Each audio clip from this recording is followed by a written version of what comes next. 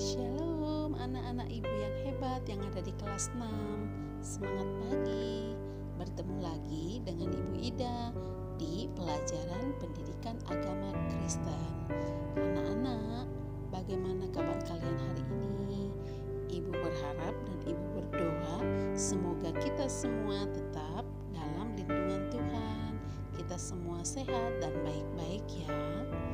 Oke anak-anak, hari ini kita akan belajar di pelajaran ke-7 yang berjudul Bersyukurlah Senantiasa. Ayo anak-anak ibu, sebelum mulai pelajarannya, siapkan dulu perlengkapannya ya. Dan duduk yang manis supaya anak-anak bisa konsentrasi. Oke anak-anak, sebelum memulai pelajaran kita, seperti biasa kita berdoa dulu yuk. Semua lipat tangannya, tunduk kepalanya, mari kita berdoa. Tuhan Yesus yang baik, kami bersyukur Tuhan memberkati kami dengan kesehatan. Dan saat ini Tuhan, kami mau belajar di pendidikan agama Kristen di materi yang ke-7. Mohon Tuhan memberkati pembelajaran kami hari ini, supaya semuanya berjalan dengan baik. Anak-anak yang mendengarkan, mereka bisa mengerti apa yang mereka dengarkan. Terima kasih Tuhan, di dalam nama Yesus kami berdoa dan mengucap syukur. Amin. Oke, baiklah anak-anak ibu. Untuk materi kita hari ini, kita masuk di pelajaran 7 dengan judul Bersyukurlah Senantiasa. Nah, sebelum kita lanjutkan, ibu mau sampaikan dulu, apa sih tujuan kita belajar dari materi ini? Nah, tujuan kita belajar dari materi ini yaitu anak-anak mengerti arti bersyukur. Lalu yang kedua, anak-anak bisa menyebutkan contoh-contoh mengucap syukur. Dan yang ketiga, anak-anak bisa membedakan hidup yang bersyukur dan hidup tidak bersyukur. Lalu yang keempat, anak-anak mampu mengungkapkan rasa syukurnya kepada Tuhan. Oke anak-anak ibu, masih semangat ya? Nah, kita akan mulai pelajaran kita. Sebelum masuk ke materi, ibu akan mulai dari cerita ya. Hari ini kita mau belajar dari cerita pengalaman seorang anak kecil. Disimak baik-baik ya. Suatu ketika, seorang yang sangat kaya mengajak anaknya mengunjungi sebuah kampung dengan tujuan untuk memperlihatkan kepada anaknya betapa banyaknya orang yang sangat miskin. Oleh karena itu, anaknya perlu diperkenalkan pada kemiskinan agar kelak ia tidak miskin. Lalu mereka menginap beberapa hari di sebuah daerah pertanian yang sangat miskin. Pada perjalanan pulang, sang ayah bertanya kepada anaknya, "Bagaimana perjalanan kali ini?" "Wah, sangat luar biasa ayah," kata anak. "Kau lihat kan betapa manusia dapat sangat miskin," kata ayahnya. "Oh iya tentu," kata anaknya. "Jadi pelajaran apa yang dapat kamu ambil?" tanya ayahnya lagi. Kemudian si anak menjawab, "Saya melihat bahwa kita hanya punya satu anjing, mereka punya 4. Kita punya kolam renang yang luasnya sampai ke tengah taman, dan mereka memiliki telaga yang tidak ada batasnya. Kita mengimpor lentera-lentera di taman kita, dan mereka memiliki bintang-bintang yang jumlahnya tak terhingga pada malam hari. Kita memiliki patio sampai ke halaman depan, dan mereka memiliki cakrawala secara utuh. Kita memiliki sebidang tanah untuk tempat tinggal, dan mereka memiliki ladang yang melampaui pandangan kita. Kita pelayan untuk melayani kita, tapi mereka melayani sesamanya. Kita membeli untuk makanan kita, mereka menumbuhkan sendiri. Kita mempunyai tembok untuk melindungi kekayaan kita, dan mereka memiliki sahabat-sahabat untuk saling melindungi. Nah, anak-anak ibu, mendengar hal ini, sang ayah tak dapat berbicara apa-apa lagi.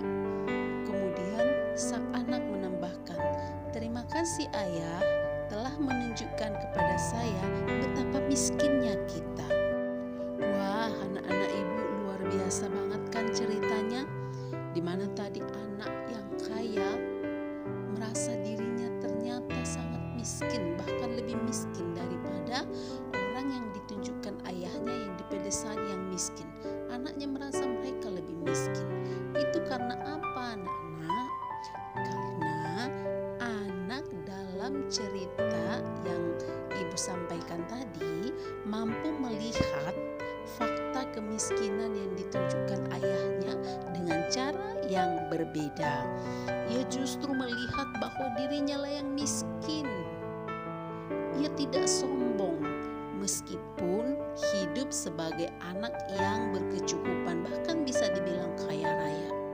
Ia mampu mengembangkan sikap demikian. Karena apa?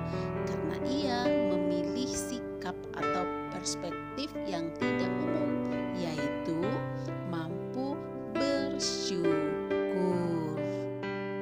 Nah, anak-anak ibu, itu tadi yang harus kita pelajari dari anak kecil tadi. Kita harus bersyukur sebagaimana anak kecil tadi bersyukur dengan apa yang ada padanya, tidak sombong meskipun dia punya segalanya. Nah, hari ini kita akan melanjutkan masih di dalam cerita, tapi hari ini bukan cerita seperti itu lagi. Hari ini kita mau melihat cerita dari Alkitab, yaitu bagaimana bangsa Israel bersyukur kepada Tuhan. Karena apa? Karena Tuhan memberkati, Tuhan melindungi bangsa Israel. Nah, disimak ya anak-anak. Nah, bangsa Israel itu, mereka kan pada awalnya ada di Mesir. Dan di Mesir mereka itu diperbudak oleh siapa? Oleh Firaun, oleh bangsa Mesir. Tapi karena mereka selalu berdoa kepada Tuhan, meminta pertolongan kepada Tuhan, akhirnya apa? Tuhan mendengarkan doa mereka. Tuhan membebaskan mereka keluar dari perbudakan di Mesir. Nah, anak-anak ibu, sekarang bangsa Israel itu sudah keluar dari Mesir, dipimpin oleh siapa? Oleh Musa. Nah, mereka berjalan dalam perjalanannya dari Mesir, keluar dari tanah Mesir, dari tanah perbudakan menuju tanah mereka. Nah, mereka berjalan dalam lindungannya Tuhan. Tuhan selalu menjaga bangsa Israel setiap hari. Mereka tidak diizinkan untuk kepanasan, mereka tidak diizinkan untuk kedinginan. Tuhan selalu menjaga mereka dengan tiang awan, bahkan dengan tiang api di malam hari. Mereka selalu dijaga oleh Tuhan. Nah, tapi tidak semulus itu anak-anak. Perjalanan bangsa Israel tidak semulus yang kita pikirkan. Ketika bangsa Israel sudah keluar dari Mesir, ternyata Firaun yang ada penguasa di Mesir menyesal dengan keputusannya untuk membebaskan bangsa Israel. Karena dia menyesal, maka dia menyuruh tentara-tentaranya, mereka mengejar bangsa Israel. Mereka mengejar bangsa Israel dengan kereta kuda mereka yang hebat-hebat. Para tentara-tentaranya dibawa untuk mengejar bangsa Israel untuk kembali lagi pulang ke Mesir. Nah, anak-anak ibu, sekarang tadi Jadi bangsa Israel kan baru bebas dari perbudakan, tapi sekarang mereka sudah diperhadapkan dengan masalah. Masalahnya adalah mereka dikejar oleh tentaranya Firaun.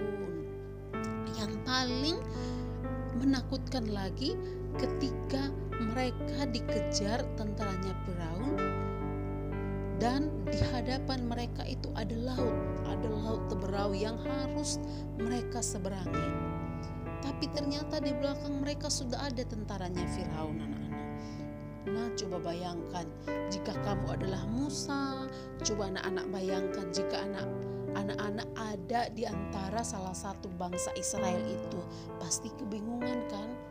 Mereka serba salah. Mereka mau berhenti di situ, maka akan dibawa oleh tentaranya Firaun. Dan ketika mereka maju, mereka akan masuk ke dalam laut. Jadi mereka kebingungan, mereka ketakutan apa yang harus mereka lakukan. Mereka tidak dapat menyeberang laut teberau tanpa bantuan. Tidak bisa menyeberang begitu saja karena itu bukan sungai kecil, bukan kolam, itu lautan. Tidak mungkin diseberangi tanpa bantuan apa-apa. Nah, akan tetapi anak-anak, Allah ternyata tidak pernah meninggalkan bangsa Israel, apalagi di masa-masa sulitnya. Allah hadir dan menolong umatnya. Dengan cara apa anak-anak? Allah membelah laut teberau. Allah membuat laut teberau itu terbelah hingga ke dasar-dasarnya, sampai akhirnya bangsa Israel itu ada tempat untuk menyeberang laut teberau. Mereka bisa menyeberang laut teberau dengan selamat. Karena apa? Laut teberau tadi terbelah dua. Oleh siapa? Bukan oleh Musa, bukan oleh bangsa Israel, tapi itu adalah keajaiban yang luar biasa yang dilakukan oleh Allah sendiri. Allah mampu melakukannya. Karena apa anak-anak? Tidak ada yang tidak mungkin bagi Tuhan, tidak ada yang mustahil bagi Tuhan. Dan sekarang umat Israel sudah tiba dengan selamat di seberang. Tetapi bahayanya terjadi kepada tentara Mesir. Karena apa? Ketika tadi bangsa Israel berjalan di tempat kering di tengah-tengah laut teberau, bangsa Mesirnya menyusul dari belakang. Mereka menyusul dari belakang untuk menangkap orang Israel tadi. Tapi ternyata setelah bangsa Israelnya sampai di seberang, Tuhan kembali menutup laut tadi, menyatukan laut itu. Sehingga apa yang terjadi? Nah, pasukannya tentara Mesir tenggelam di dalam laut teberau. Nah, anak-anak, betapa bahagianya saat itu bangsa Israel ketika mereka sudah selamat dan musuh mereka tidak bisa mengejar mereka.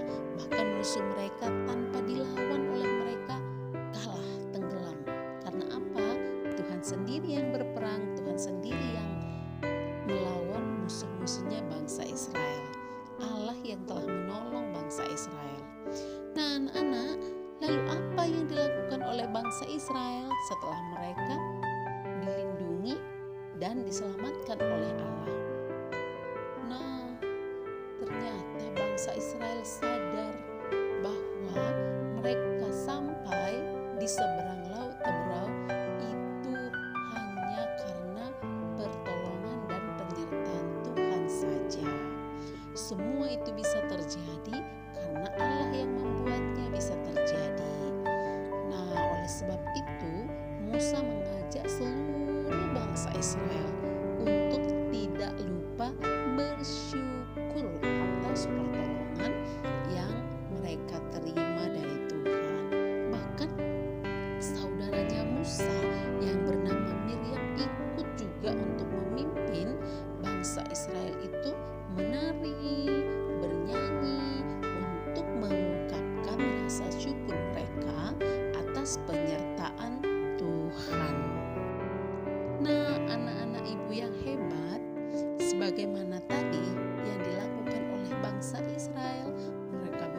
bersyukur, mereka bersukacita kepada Tuhan.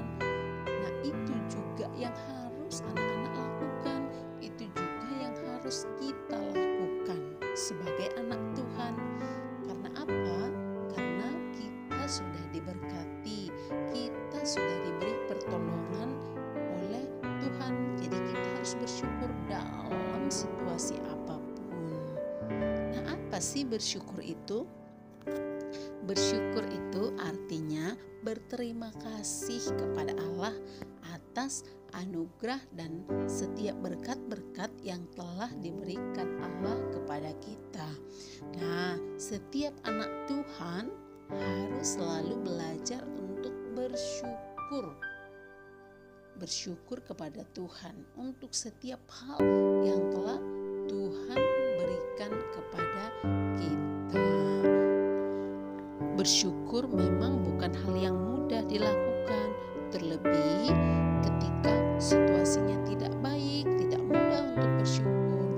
Kalau situasinya baik, kita lagi bahagia, kita lagi senang, kita lagi bersukacita, tentu ya mudah kita bersyukur. Hanya tinggal bilang terima kasih Tuhan. Nah, bersyukur ketika sembuh dari sakit, bersyukur ketika dapat nilai bagus, bersyukur ketika dapat rezeki, bersyukur ketika anak-anak bisa naik kelas. Itu pasti dengan gampang kita melakukannya. Akan tetapi bersyukur saat kita sedang susah, sedang sedih, atau nilainya kecil di sekolah, atau bersyukur saat sakit, apakah semudah itu? Tentu tidak, anak-anak, tidak mudah. Bersyukur yang dikehendaki dari setiap anak Tuhan bukanlah hanya ketika saat kita senang atau bahagia, tetapi juga ketika kita sedang sedih atau sedang dalam keadaan susah hati. Tetap bersyukur, malah itulah yang lebih baik, meskipun melakukannya tidak mudah. Nah, anak-anak ibu, bagaimana sih cara kita untuk bersyukur? Nah, bersyukur itu bisa dilakukan dengan 3 cara. Nah, yang pertama, bersyukur dengan hati atau perasaan. Apa sih Bu bersyukur dengan hati itu? Bersyukur dengan hati itu misalnya bisa kita lakukan dengan berperilaku baik, menunjukkan sikap baik kepada siapapun. Itu ya, bersyukur. Kita mau menunjukkan rasa syukur kita dengan menunjukkan sikap baik kita atau perilaku kita yang benar terhadap siapapun juga. Nah, lalu yang kedua, cara yang kedua adalah bersyukur dengan mulut. Bersyukur dengan mulut atau dengan ucapan. Caranya seperti apa? Ya, bisa lewat doa, rajin membaca Alkitab, bernyanyi memuji Tuhan. Itu bersyukur lewat ucapan. Bahkan juga termasuk mengucapkan kata-kata berkat dari mulut kita ini, kata-kata yang baik, kata-kata yang memberkati. Ya, itu bersyukur dengan mulut. Lalu apalagi yang ketiga, itu bersyukur melalui harta benda. Apa yang ada pada kita, kita syukuri dengan cara apa? Mau berbagi kepada mereka yang membutuhkan, berbagi kepada sesama. Ketika anak-anak mau berbagi kepada temannya, atau mungkin memberi sedekah, memberikan kepada orang yang membutuhkan, itu juga salah satu cara kita mengucap syukur. Karena apa? Tidak semua orang sama rezekinya. Jadi ketika kita sudah diberkati oleh Tuhan lewat rezeki, maka kita juga harus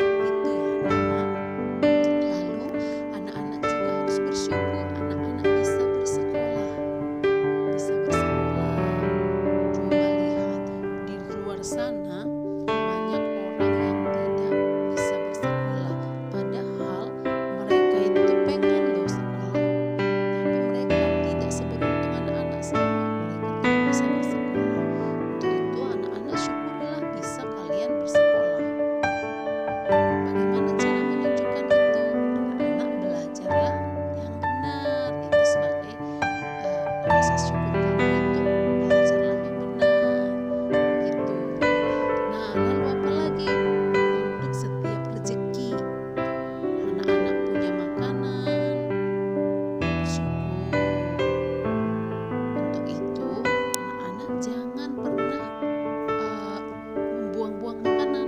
Kalau orang suka buang-buang makanan itu tidak tahu bersyukur, itu namanya. Di luar sana banyak orang yang tidak makan, dia malah buang-buang makanan. Nah, itu sangat tidak baik ya. Anak-anak tidak boleh melakukan itu. Nah, bersyukur itu kita ciptakan sendiri, kita usahakan sendiri, bahkan kita tumbuhkan sebagai sebuah kebiasaan yang baik dalam hidup kita ya. Bersyukur itu kita ciptakan, kita buat, kalau itu adalah kebiasaan baik kita. Nah, lalu anak-anak, bagaimana kita bisa membedakan orang yang bersyukur dengan orang yang tidak bersyukur? Bersyukur itu adalah mereka yang menerima segala yang ada padanya saat ini sebagai hal yang terbaik. Untuk itu, dia tidak akan bersungut-sungut, tidak akan mengeluh dalam hidupnya. Karena apa? Mau seperti apapun hidupnya, dia bersyukur. Itu ya. Dan sebaliknya, orang yang tidak bersyukur itu hidupnya itu sinisme. Artinya dia memandang segala sesuatu sebagai hal yang negatif, sehingga dia dominan bersungut-sungut, mengeluh, tidak pernah puas, dan tidak punya pengharapan yang baik dalam hidupnya. Itulah orang yang tidak bersyukur. Mau sekaya apapun dia, mau sebagus apapun hidupnya, kalau dia tidak bersyukur, maka dia tidak akan pernah puas untuk hal itu.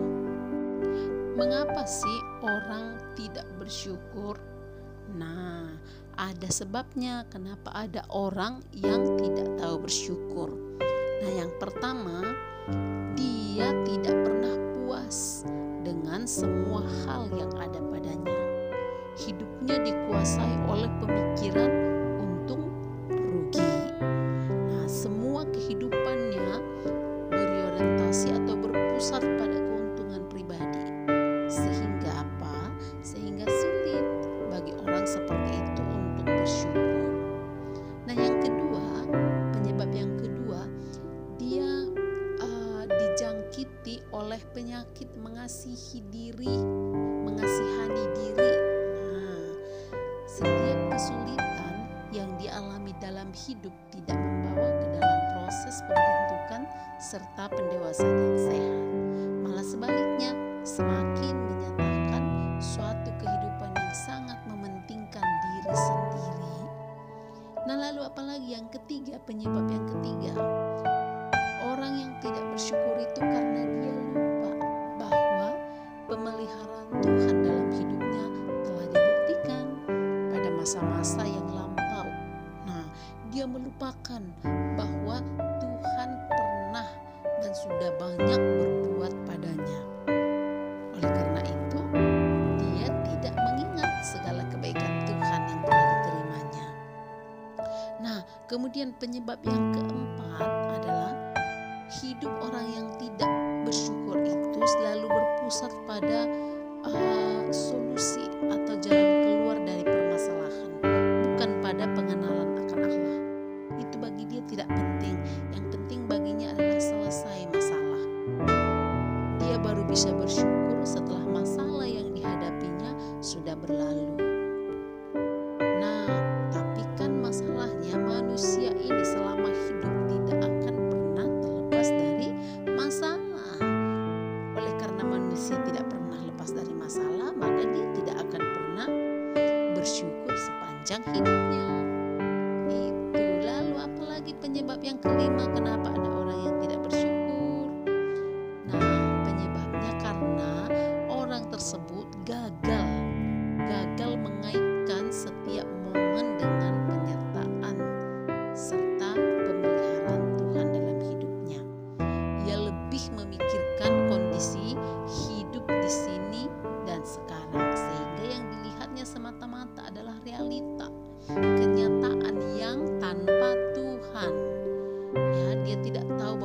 yang sudah dia terima itu adalah oleh karena Tuhan. Nah, lalu apalagi penyebab yang keenam itu adalah angkuh. Nah, keangkuhan atau kesombongan yang biasanya memiliki tuntutan serta standar kehidupan yang terlalu tinggi. Contohnya, seseorang itu tidak bersyukur karena orang lain lebih kaya dari dia. Karena apa? Standar hidupnya terlalu tinggi. Dia pengen yang kaya, dia pengen yang seperti apa, suksesnya seperti apa. Dia tidak pernah puas. Sehingga apa? Dia tidak akan pernah menyatakan bersyukur dengan apa yang dia nikmati saat ini. Anak-anak tahu sebenarnya keadaan yang tidak bersyukur itu atau kegagalan seseorang mengucap syukur itu akan membawanya kepada kehidupan yang penuh dengan kesusahan. Dan karena tidak sanggup bersuka cita, kehidupan akan menjadi kehidupan yang dingin, tidak mampu mengasihi sesamanya. Kehidupannya akan terarah pada dirinya sendiri. Dia akan selalu mementingkan diri sendiri. Yang penting dirinya bisa mendapatkan apa yang dia tuju. Nah, untuk itu anak-anak ibu yang hebat, sebagai anak Tuhan, kita kan sudah belajar bagaimana cara bersyukur itu, apa yang harus kamu syukuri dalam hidup. Untuk itu anak-anak, bersyukurlah senantiasa dalam kondisi apapun, dalam keadaan baik, dalam keadaan tidak baik. Anak-anak, bersyukurlah senantiasa. Walau dalam keadaan sedih pun tetaplah bersyukur, dalam keadaan senang pun tetaplah bersyukur. Anak-anak, dalam kondisi lapar pun tetaplah mengucap syukur, walau kondisinya lapar. Kalau anak-anak nilai ulangannya pun jelek, tetap bersyukur, masih ada nilai. Begitu ya. Jadi jangan hanya saat senang bersyukur, saat susah mengeluh dan berkeluh kesah. Karena itu bukan ciri-ciri anak Tuhan. Ciri-ciri anak Tuhan itu apa? Selalu bersyukur dalam kondisi apapun yang terjadi.